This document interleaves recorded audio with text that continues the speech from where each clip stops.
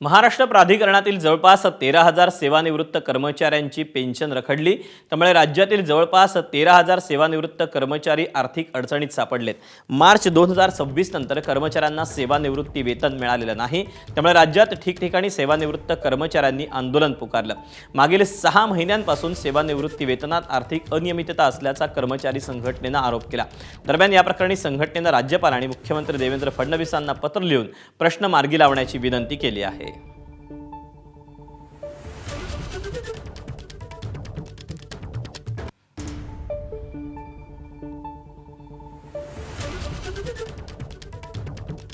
आपण याबद्दलचे अपडेट जाणून घेऊयात। अभिषेक मुठाळ आपल्या सोबत आहे।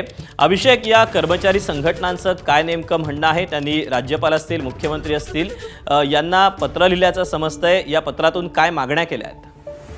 नक्कीच ही गंभीर बाब म्हणावं लागणार आहे। राज्य सरकारचेच कर्मचारी आहेत जे एकूणच महाराष्ट्र जीवन प्राधिकरण मधले जवळपास 13,000 सेवानिवृत्त कर्मचाऱ्यांची पेन्शन ही मागील 2 महिन्यांपासून मिळालेली नाही आहे आणि कुठेतरी हे कर्मचारी जे आहेत ते देखील आर्थिक अडचणीमध्ये सापडल्याची आपल्याला माहिती मिळते आहे। प्रामुख्यानं राज्यात ठिकठिकाणी आज महाराष्ट्र जीवन प्राधिकरणच्या सेवानिवृत्त कर्मचाऱ्यांनी आंदोलन केलं आहे आणि मागील 6 महिन्यांपासून सेवानिवृत्ती वेतनात आर्थिक अनियमितता असल्याचं कर्मचारी संघटनांचा आरोप आपल्याला दिसतोय। या प्रकरणी संघटनांकडनं राज्यपाल असेल किंवा मुख्यमंत्री देवेंद्र फडणवीस असेल यांना देखील साकडं घातलेलं आहे आणि पत्रव्यवहार करत सेवानिवृत्ती वेतनाचा प्रश्न लवकरात लवकर मार्गी लावावा अशा प्रकारची देखील विनंती केली आहे। एकूण याबद्दल जर का पाहायचं तर पाणी पुरवठा विभाग जो मंत्री गुलाबराव पाटील यांच्या अंडर येतो त्यामधलं महाराष्ट्र जीवन प्राधिकरण हे एक मंडळ आहे ज्यामध्ये ग्रामीण आणि शहरी भागातील जी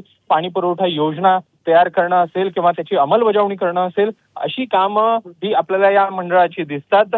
सरकारी सेवानिवृत्त कर्मचारी आहेत। एकूण मंडळाचं पाहायचं तर जवळपास 13,000 ही सेवानिवृत्त कर्मचारी आहेत आणि फक्त 1,500 कर्मचारी आहेत जे सध्याला या मंडळामध्ये काम करतात। त्यामुळे गंभीर अशी परिस्थिती आहे सध्याला या मंडळाची दृष्ट्या पण आणि त्यामुळे आता एकूणच सरकार कशा पद्धतीनं पावलं उचलतंय हे बघणं देखील महत्त्वाचं असेल। अभिषेक, धन्यवाद दिलेल्या सविस्तर माहितीबद्दल। एबीपी माझा, उघडा डोळे बघा नीट।